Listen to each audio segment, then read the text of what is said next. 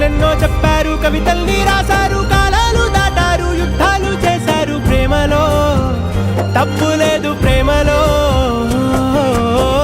వేల వేల వెన్నెలంత మీద వాలి వెలుగునంత మోయమంటే నేను ఎంత రే.